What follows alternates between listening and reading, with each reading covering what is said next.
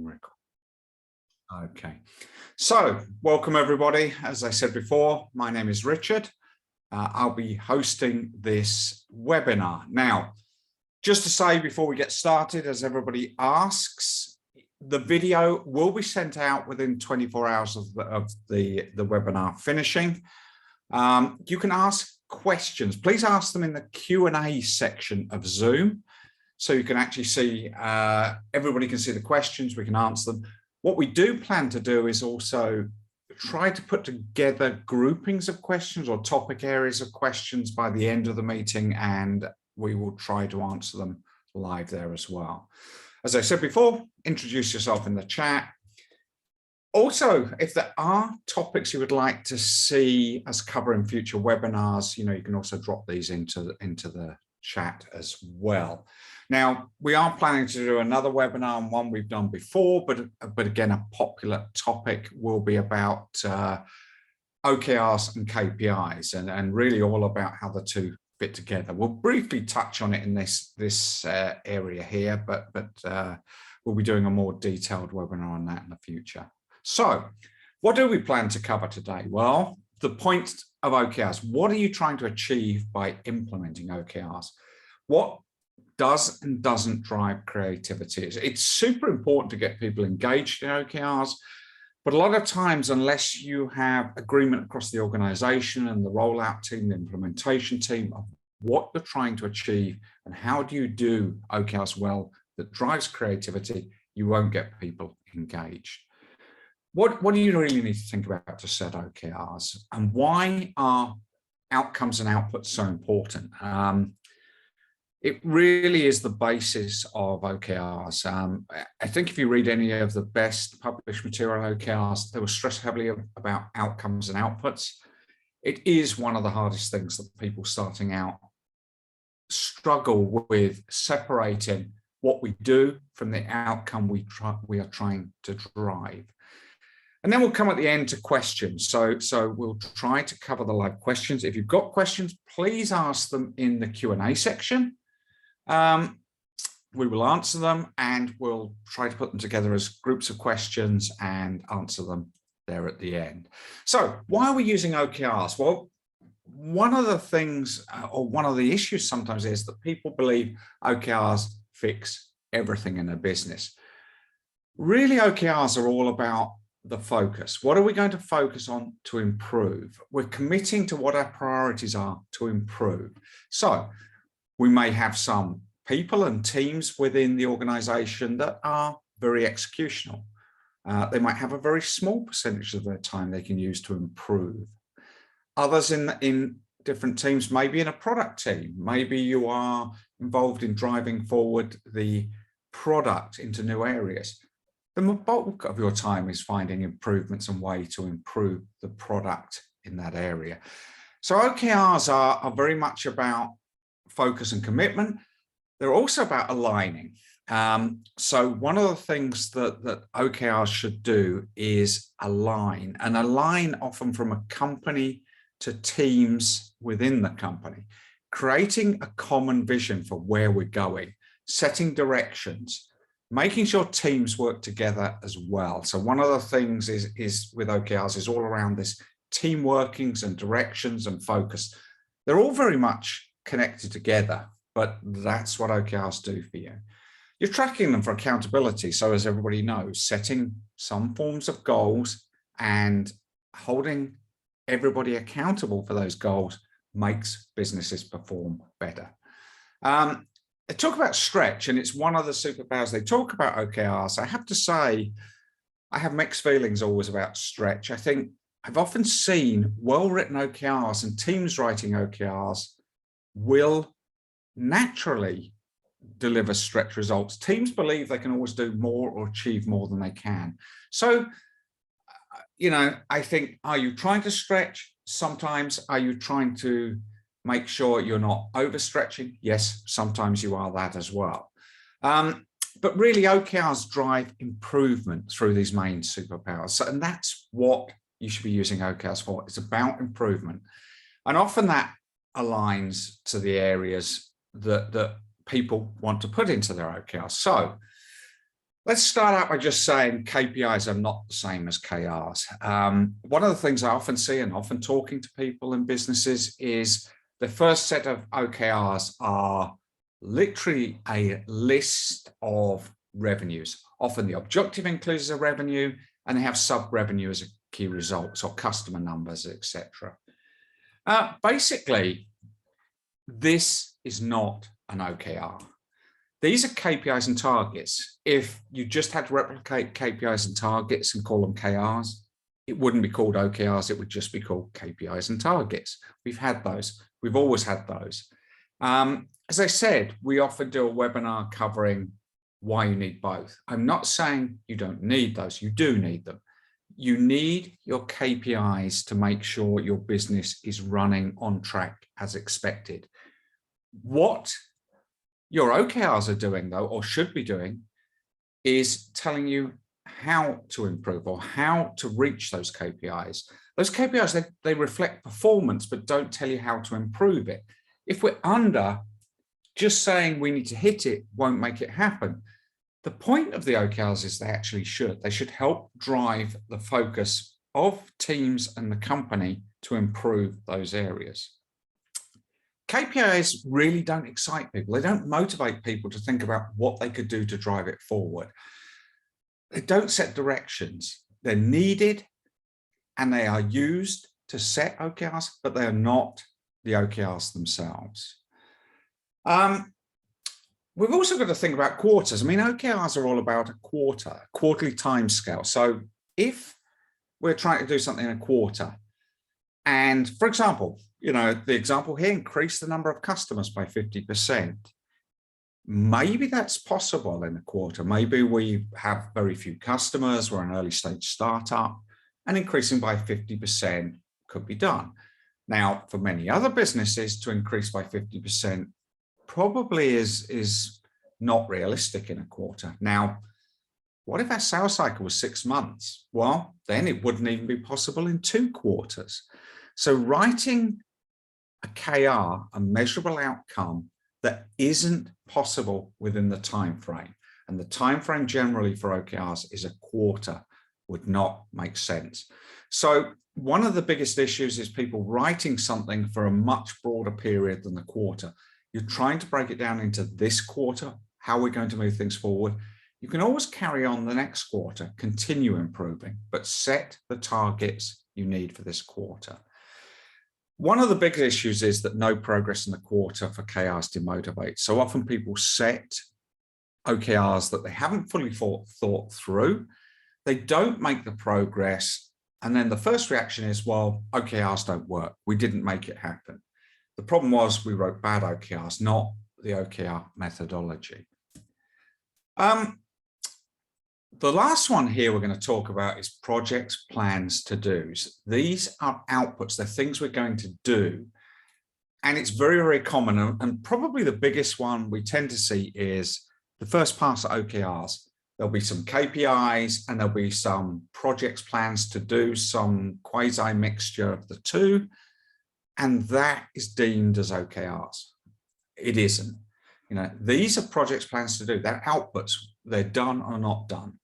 I implement the CRM solution or I don't. I finish that project, but why am I doing the project? My key result is a measurable outcome, a behavioral change. What and why am I doing that work? That's what really should be a key result. We need our key results to reflect on the outcome we want to change, not what we want to do. We need to separate those things. And that's really what OKRs are doing for you. They're driving you to think about separating what we do to what are the outcome changes. What does success look like for us? And that is something that's very difficult for us. It's a different way of thinking. It's not the way we've always thought. What to do is predefined. If I tell everybody we're going to do A, B, C, D, as we've done in this example here, there's no collaboration. It's not measurable. It doesn't motivate or drive people to work as a team. It's just literally planning out what's to be done. Now, yes, we need those things, but that isn't where we put them. We don't put them into key results. We'll cover it a bit later as well. I want to also talk about the objective, because people struggle with key results, but often the other areas is objectives written too broad, too generic, without any passion or idea of what we're trying to achieve with it. And then, for example, achieve 10x growth. Great. You know, a lot of people would like to do that. It's very, very broad. If we're going to talk about, is it believable for a quarter? We're going to grow 10x in a quarter? I don't know. Maybe, maybe not. But do we even believe it? Is it motivating? Is it focused? Probably not. So the objective really needs meaning and purpose. You know, what is a realistic objective for the quarter? Does it actually set the focus? I mean, do we actually read the objective line and say, I clearly understand what we are trying to do? The problem with a growth one, I'm writing 10x, for example, the growth could come from 100 different things. You know, do we go down the upsell, the geographic expansion, close rates, optimizing, increased leads? You know, I could go on and on and on. Revenue comes from so many different areas, and growth could mean revenue, it could mean profits, it could mean customers. Again, it's not very clear. You know, that objective is so broad. For me to write good key results would be exceptionally difficult. So we need to think about the objective. What is it we really need to focus on and improve? And how do I explain that so everybody understands it clearly? So what makes OKRs fail? Well, I think there's a lot of things we've learned. I mean, basically we've done in something of 6 to 8 years working with customers and OKRs. What we've seen is that the first one is that KRs that just duplicate KPIs. And there's a number of reasons why that fail. Some of it is about it's just tracking what we've always done. A lot of people had the KPIs before, and we're just calling it a different name and expecting it to suddenly miraculously change the way the business works. It doesn't. It also doesn't motivate people. If you tell somebody, hey, that's the target, without following up with any idea of how to reach it or what are we going to improve as a business to get there, it doesn't motivate people to move forward. KRs that use lagging measures. So we might have example measures that are a long time to affect. One example is, and we were looking at this in Weekdone, is with marketing, you know, and SEO. And we said, well, we want to get X pages into the top 3 searches, or these search words into the top 3. But to do that, often it can take you 6 months. So you can't measure that as part of the KR. You could measure how many people saw your pages and try to improve those, which are very early stage measures, etc. But you've got to really think about, if I do something, can I move that KR and can I measure that change in the near term, in the quarter? KRs that measure output completion. I was actually talking to a customer yesterday who presumed that projects and project management and OKRs don't really fit well together. And the comprehension was that because they'd read somewhere that you shouldn't measure output completion, that meant OKRs were not relevant. But they are. They're very much relevant to everybody. An outcome is what you're trying to achieve. It's the business value. It's the customer behavioral change you're trying to realize. You do projects to drive changes or improvements in the business. And there's been a lot written about projects versus outcomes in different areas. And people like Google and Amazon, etc., have studied it quite a lot. And a lot of cases can prove that very few projects actually have a positive impact on the outcomes they expected. Now, if you start to measure with OKRs the outcomes properly, you can adapt and change what you're working on to make sure you do deliver on outcomes on the KRs. Just measuring the output completion and having a project management tool, and again, it's a little bit like KPIs. We kind of say we've got KRs, but they're actually just a measure we previously had. We have all that in our project management tool. And what value are we getting out of it? Really nothing. We're just calling it a different name. The last one is back to that objective, that broad objective lacking focus on problem solving. And this can be at the leadership level, where leaders are setting the objectives for the company and sharing them with the teams to deliver OKRs. Or it could be at the team level, where the objective is very broad, which makes it very hard to write key results. The key results are the measures of objective completion, but if the objective is very broad, it's very hard to write clear key results that measure the outcomes that we're trying to change. Objectives that can't be impacted in a quarter. So can we really make a difference? Can we do something? Can we do that output? Can we do that task, that plan, that project? And will it move the outcome within the quarter? Everything drives something. If it's having a business impact, it is going to take time and thought. You really have to think about those key results.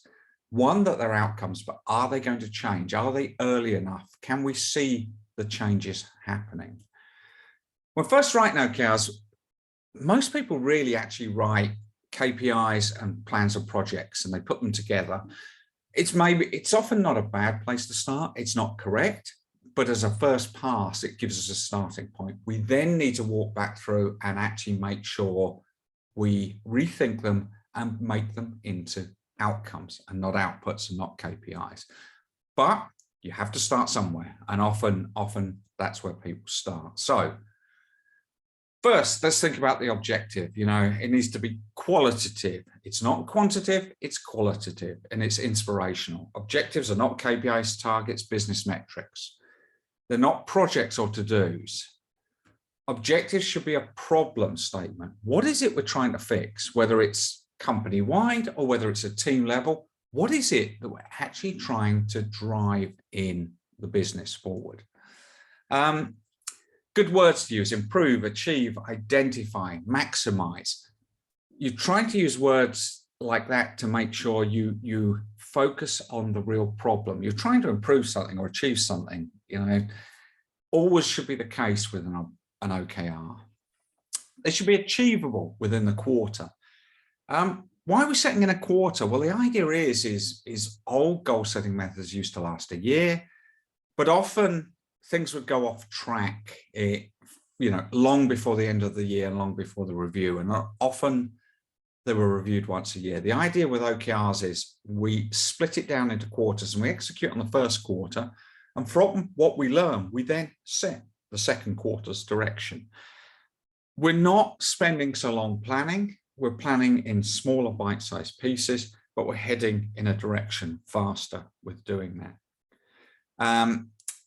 Actionable by the teams independently.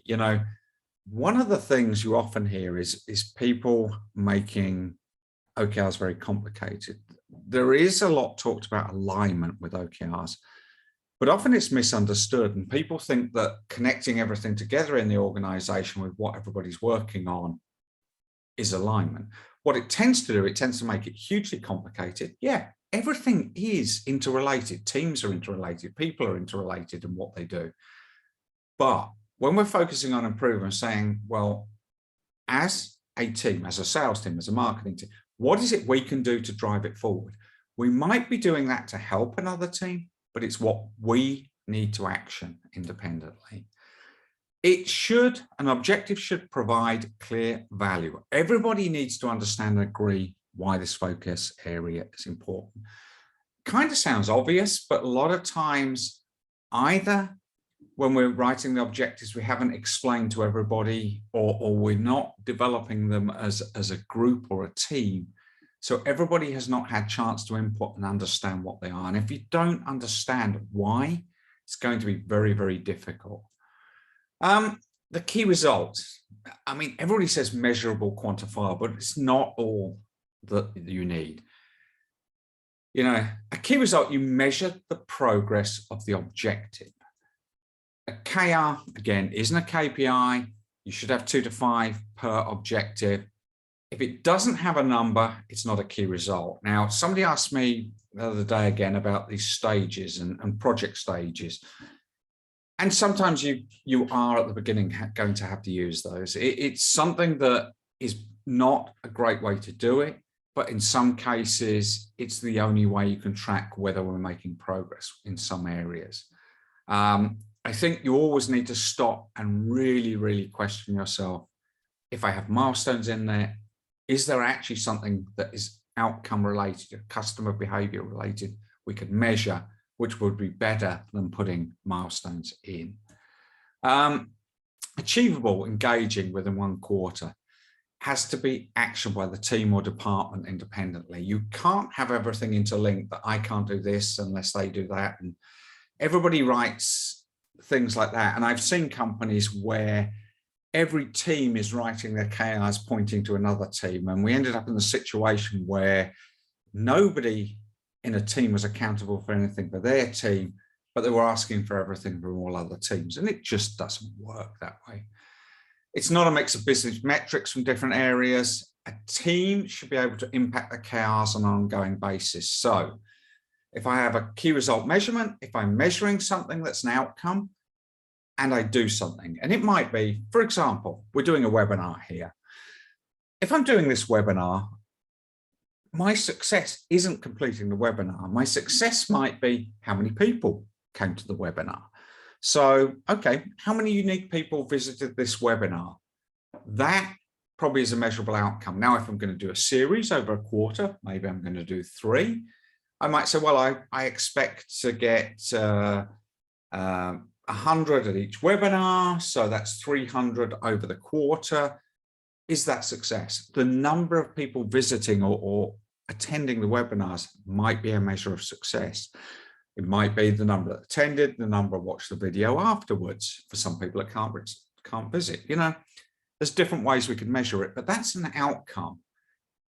The alternative would be saying complete 3 webinars, and I would just check off each month as I did the webinar and I'm done. Very happy that I've completed it, great. But if I did the webinar badly, or we didn't promote it properly, or nobody came, it wouldn't be successful. And that's the difference between what are we trying to drive? Why do we need those people on the webinar? What is it, the outcome, not the output? And it's the way OKRs need to work. Let's walk through a simple example. And what I want to do is kind of bring back this concept of company level and team levels in this case. So I've got a company level objective. What we're going to talk about in this case is a product objective. So we're going to come down to a product team here. But it's very similar with any teams. You know, writing OKRs for teams, it doesn't matter. You sometimes hear people say, well, sales is easy. And what they mean is they just put the KPIs in. It's not an OKR. Writing OKRs for any team needs a lot of thought, effort, and time to do it well.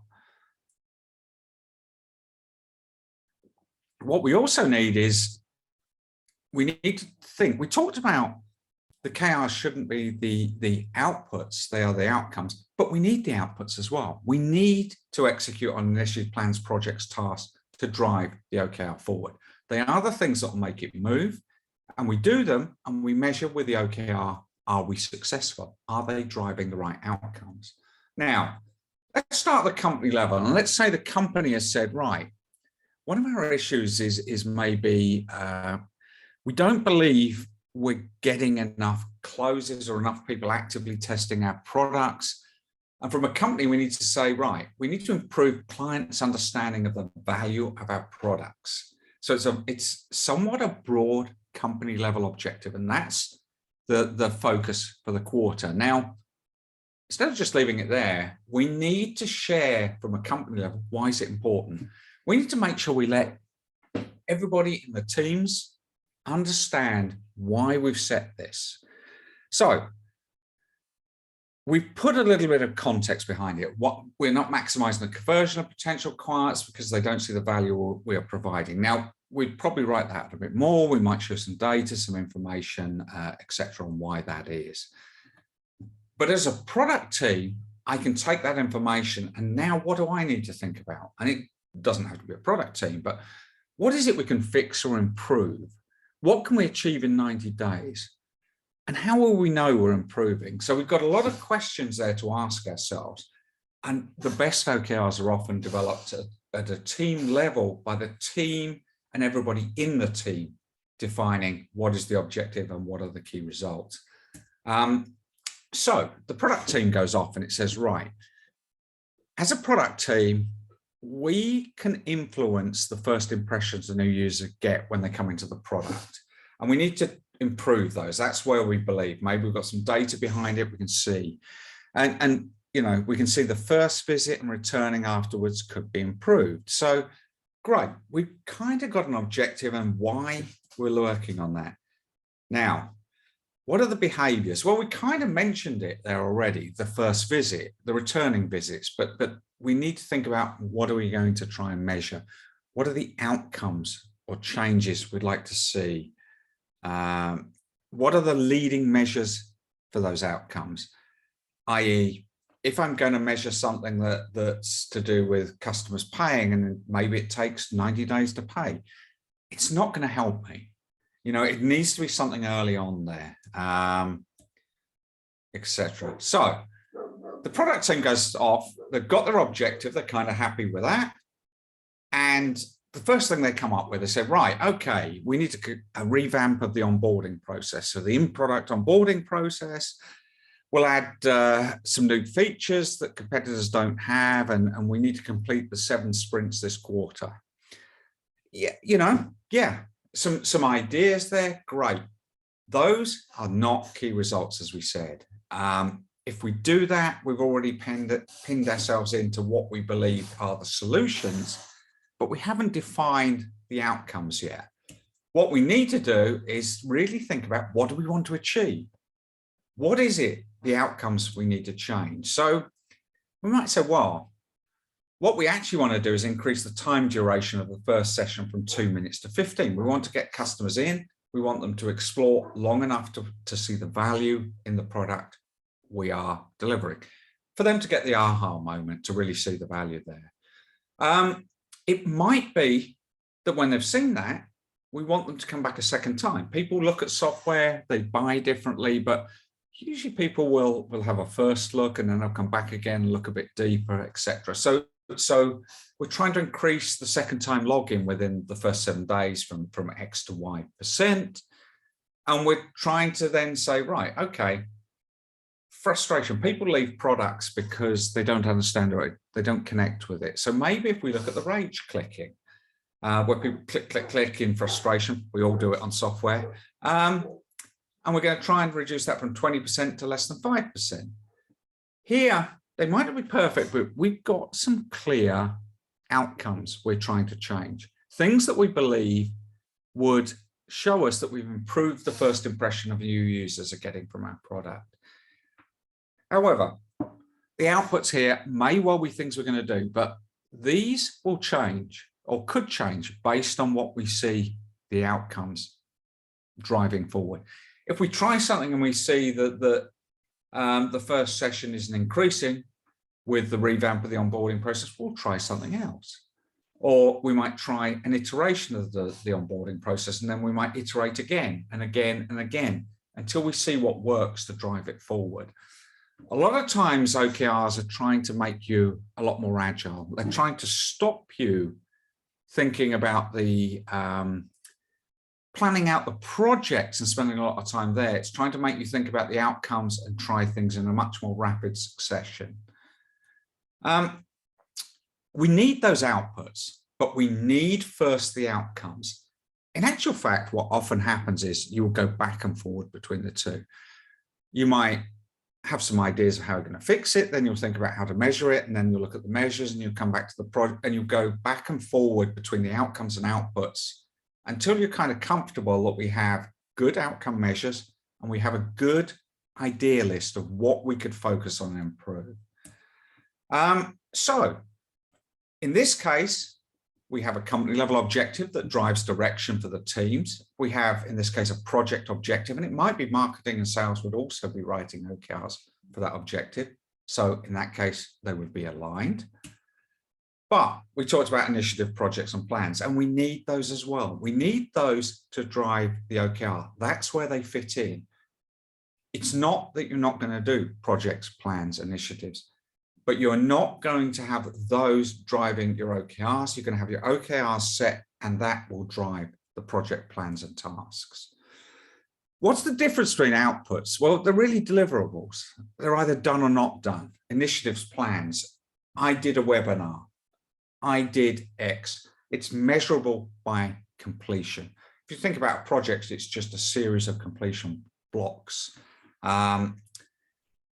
We hope it brings success. And this is one of the big things here, that success, and to some degree, one of the big problems has been that people believe by planning out extensively what they're going to do, they're in control and they're going to be successful. Google had seen that 1 in 3 projects was positively impacting the business. 1 in 3 had no effect, and 1 in 3 actually made it worse. Now, if you're not measuring outcomes, you would never know that. You don't know if it's achieving what you want. But, you know, you hope it does. And a lot of people believe it does. It doesn't. You only believe it. It shows effort. I mean, yes, putting a project plan down, I'm going to do lots and lots of things down shows effort, but it doesn't show true business value. Sometimes the few things you do can impact the business a lot more than the mass of things you do. Again, you don't know. Unless you've got outcomes to measure it against, it's very difficult to understand what's working and not. Your outputs, your deliverables will change if it doesn't bring results, whereas outcomes are really about the results we want to achieve after doing something. It's often talked about there an observable change in customer behavior. It could be an internal customer, an external customer, but it's really around what is the end outcome of what we want. You know, what is it we want to change in customers? The webinar example, I want people to attend the webinar. I want people to learn about OKRs. Well, to learn about OKRs, they have to sit through the webinar.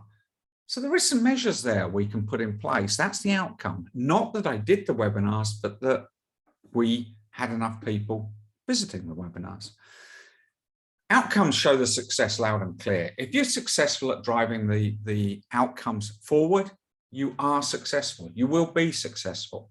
They tend to stay the same until achieved. Now, we talked about this in a quarter. It can be that in a quarter, you achieve all your key results. Great, fantastic. It can be you achieve some of them, or you learn a lot, but you don't achieve them, and you roll over to the next quarter and rethink what you're going to do. It isn't so clear cut, but there are outcomes. If they're important, we need to think how or what are we going to do to make them happen. If our outputs, if what we're working on isn't working, we need to change it. We need to do something different. So the two of them work together, but we need to separate the outcomes and outputs. That is what OKRs are doing. That's why a lot of things you read and many documents, people talk about outcomes and outputs being one of the keys to OKRs, but it's often misunderstood. And it's often misunderstood because people start with KRs that are outputs or metrics and KPIs, not the changes to drive the objective. We'll just say we do have some areas to help you set OKRs. We've put together a Miro template. You can actually go to the Miroverse and best practices. I will actually put some other details out. We have set up some other ones in Google Sheets and some other elements as well that basically are there so you can help think through this process of writing good company level objectives and team level OKRs. I saw a couple of people have put some questions in the chat as well. Tanel, I don't know whether you've seen those ones, and there's, I think, one open at the top there. But let me just run through some of the conclusions here about what makes OKRs work. So, OKRs that are outcomes and drive discussions. If I write an outcome, if I said back to the webinar ones, I want to get 100 people on each webinar. If I don't, it's going to basically drive the habit of thinking about how do we improve something? How do we change the distribution? Or is it the right topic? Or is it the right times? Or etc. So basically, there's a lot of different areas there we need to think about. But what's important is that I'm not content with saying I did the webinar. I have set an outcome that I expect, and I will keep adapting and changing and driving until I achieve it. You know, KRs that measure if we're achieving our objective. The objective and the key results are aligned and linked together. Often with badly written OKRs, they aren't. They're sort of a series of things we want, but they aren't a clearly connected objective of what we're trying to achieve, and KRs that measure the outcomes. KRs that we can change with outputs in the near term. So for teams particularly, thinking about what are we going to do? I'm going to try this, or I'm going to try that as individuals. That works and drives a team OKR forward. And we plan as a team, execute as individuals, come back together and see, did it move it forward? It is engaging, it's team building. It's really makes OKRs work very, very well. It's the difference you see between companies that have implemented OKRs well and getting the value out of it, and people that haven't really made that step change in the business and the way they think about OKRs and thinking about outcomes. There should be clear, actionable, and focused objectives. It will take time to do all of these things. You know, everybody has to believe in the objective is valuable. If I put an objective out there that nobody believes is the right thing to do and isn't valuable, you're not going to get buy-in, you're not going to get teamwork, you're not going to get engagement. And that doesn't matter whether it's at the company level or below. You should be working on these as groups and teams. You know, everybody in the organization kind of needs to have an input or feel safe to input on whether they think these are the right things we're working on.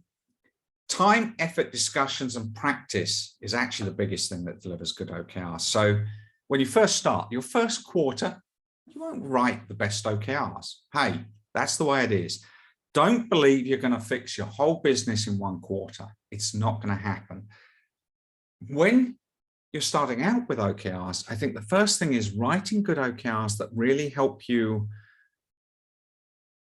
for the first quarter will be better the second, the third quarter, and it will take that level of time. What you have to make sure you're doing, though, is putting the effort in to discuss and think through, did we write the best OKRs? Were they outcome driven? How are we going to write better ones for the next quarter? It's super important that we do that. It's what will make it work, and it's how you'll go from quarter one to quarter two, to quarter three, to quarter four, and improving continuously, getting more and more value out. One of the things I will say is you see a lot of people quitting with OKRs after 13 weeks. They do one quarter and they write bad OKRs. Nobody understands what they're doing, why they're doing it, doesn't see any value, and they give up. And they say, OKRs don't work, or they don't work for my business. Well, they simply didn't do OKRs.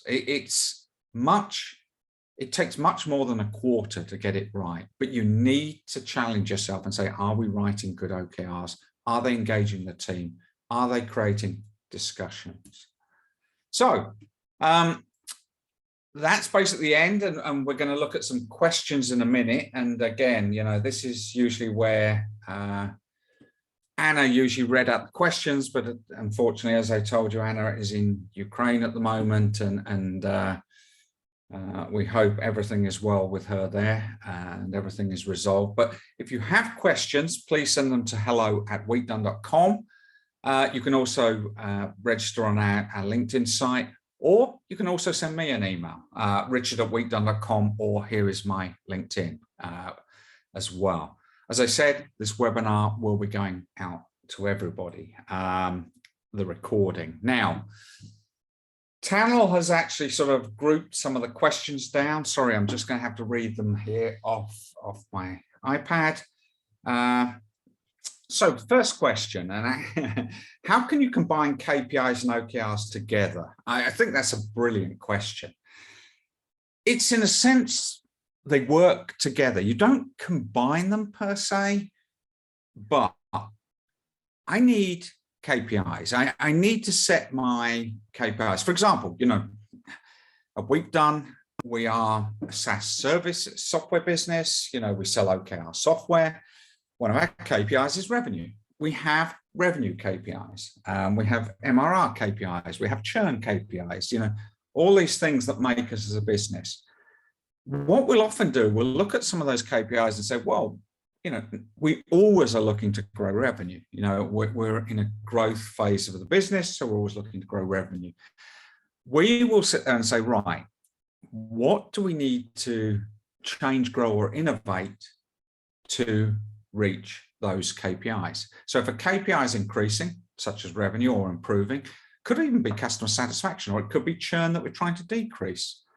You use the KPIs to set those measures. You set the targets in effect and what success looks like on those ones.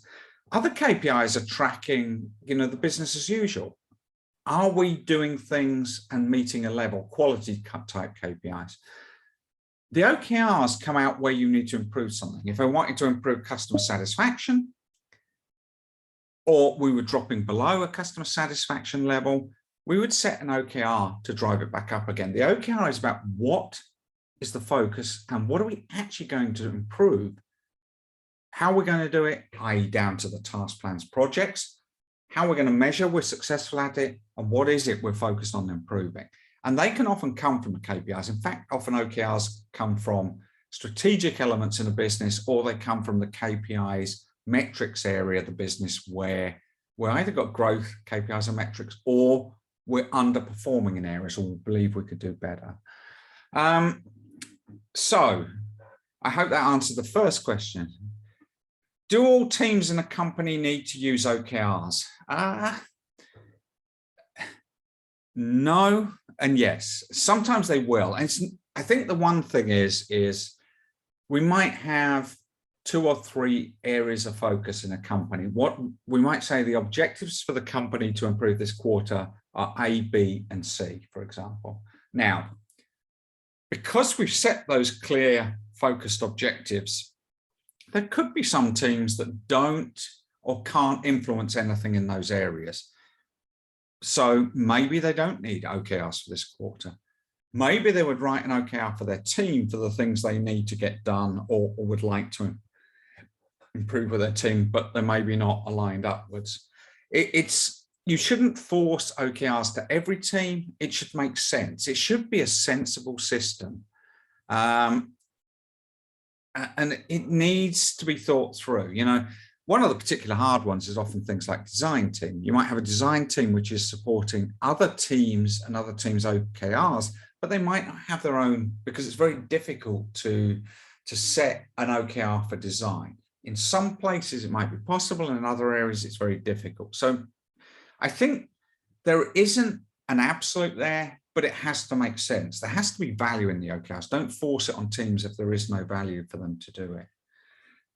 Do you have any suggestions on how to implement projects and ideas that we're already working on into new OKRs, or should we just focus on creating OKRs from scratch? I would actually start creating OKRs from scratch. Often, if you're working on the projects already, they probably have some area of influence, or they should be driving something that you say is important. So I would separate them from the start and say, let's write ourselves OKRs. Let's see if the projects we're working on fit those OKRs. If they don't, you've got to make a decision. Do we change the OKRs or do we change the project? It might be we've actually picked the wrong project.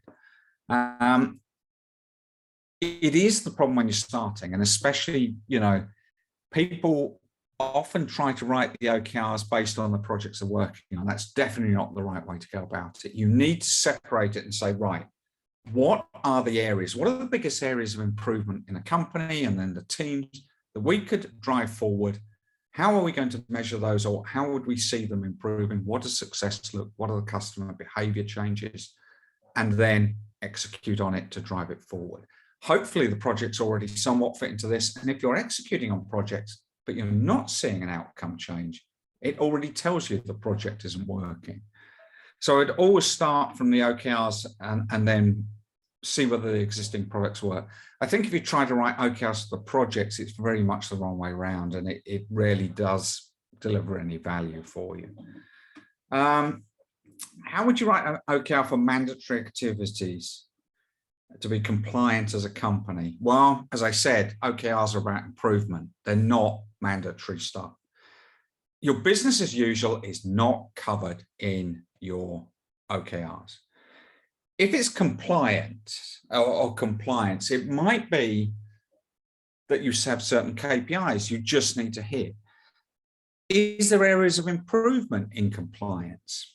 It can be. You know, I was actually an ethics officer for a division in a larger PLC, and there was things you could improve. You could say that's somewhat compliance, but there was areas we did, and we did trainings, for example, and made sure everybody understood ethics and a number of other legal requirements for trading issues, etc. And basically, you can train people, you could make sure your organization understands those issues, not by just saying, hey, I did a training, but training and quizzes and tests, etc., to say, okay, we've done the training and people understand what we trained them on.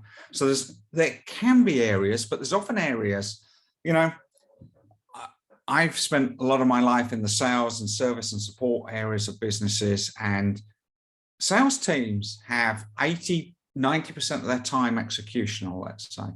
They're working on customers and leads and follow-up, etc.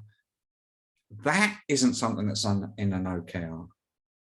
But to improve those processes could well be an OKR, to make them more efficient, to make them work better, to make them fit the market, the people, the customers. That could be an OKR. So you've really got to think about the separation between true business as usual and improvements.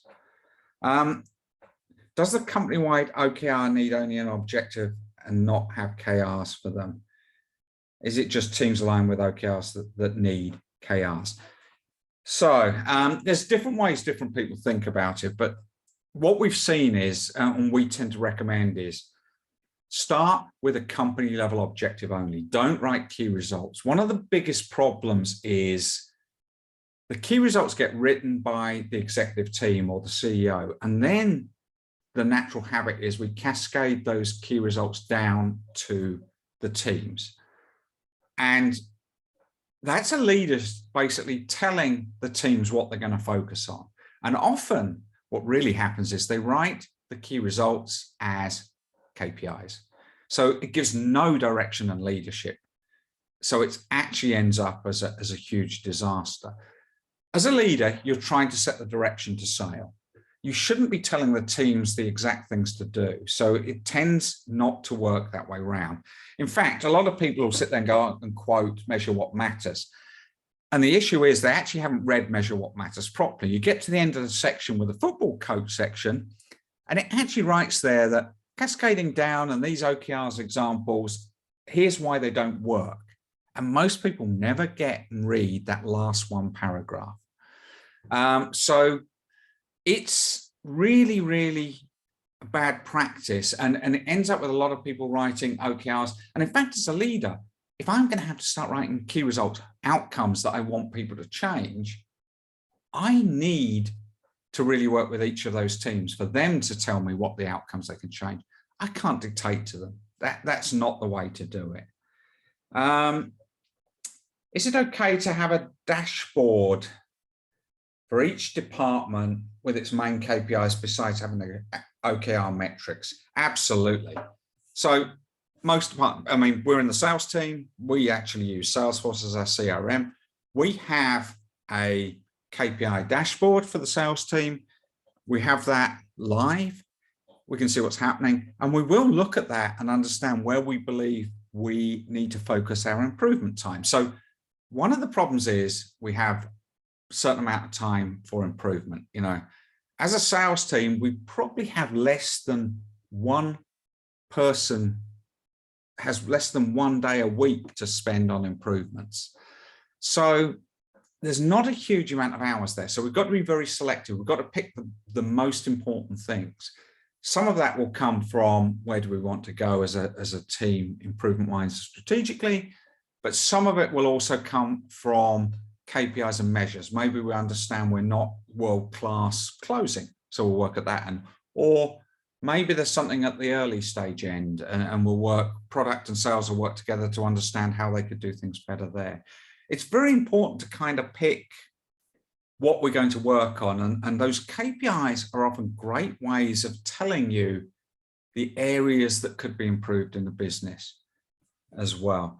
I'm a strong believer in having KPIs and targets and OKRs, the two working together, one looking at the business as usual and stopping you putting everything into your OKRs, but it drives you to think about what should be in your OKRs as well. So I would always have KPIs and OKRs. How do you prioritize your work between OKR related activities, KPIs, year, long-term goals? Well, a KPI isn't a goal, it's a target. How do you prioritize it?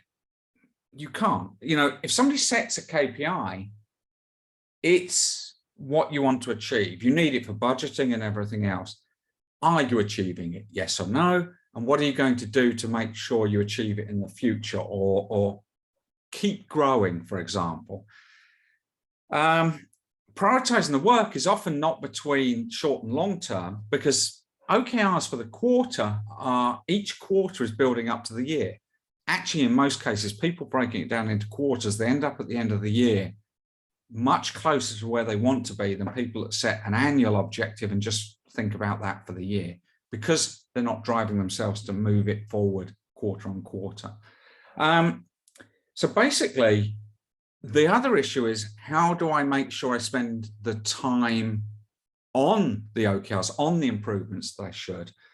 And again, it's one of the reasons why you set OKRs, that maybe I have, you know, a day a week capacity to work on other things apart from the day-to-day business as usual areas. Now, if I don't set OKRs and I don't think about what I need to get done to drive improvements in my team or business, what will tend to happen is the business as usual will overtake that day capacity I had. So it will get filled up and I will never get the time to actually make improvements in the sales team, for example. And that's what happens if you don't set OKRs. It tends to mean that the business as usual fills everything. And often you need to set the OKRs to deliver efficiencies or improvements, save some time to allow people the time to improve things. You know, it's a little bit catch-22, but it's super important to remember the point of setting the OKRs is to drive improvements in the business. You do have to think how much each team has. You know, a product management team might have a lot of time to think about improving things. A sales team might have less. A finance team might have a few hours a week. You know, they're very executional, like getting the money in, sending the invoices, doing all the financial stuff, reporting, etc. But still, there's processes in that finance area, you know, invoice accuracy, or reducing debtor days, or negotiating new contracts to get longer payment terms. You know, there's a lot of things that can be improved in the finance sphere, but it's not that they have days to do it. They're usually very, very executional. So you do have to think very carefully about the teams, how much time they have to improve, i.e. how big or how many OKRs would they have themselves. So, is there any other questions? I think we're pretty much finished there. I haven't seen anything more come up. Can't see any more on the boards. I just opened them up just to check. Tal hasn't put any more on the question list. So the recorded video will go out. It'll go out within 24 hours. So you'll get an email with a link to it, and you can rewatch it anytime you like. As I said, you can follow us on LinkedIn, or you can follow me on LinkedIn, or you can email me if you have any questions. I hope you enjoyed the webinar, and thank you everybody for attending. I hope it was valuable, and please have a great time. Enjoy OKRs, make them fun. Thank you. Bye.